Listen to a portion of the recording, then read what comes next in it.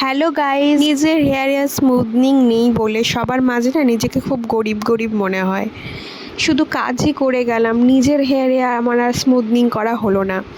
শাইনটা দেখে আমি জাস্ট ফিদা হয়ে গেছি ক্লায়েন্টের হেয়ারের ওপর। আর প্রত্যেকটা স্মুথনিং করার পর আমার একটা জেদ ওঠে, আমি এবার নিজে স্মুথনিং করবই, কিন্তু কোনো একটা রিজনে আমার নিজের হয়ে ওঠে না।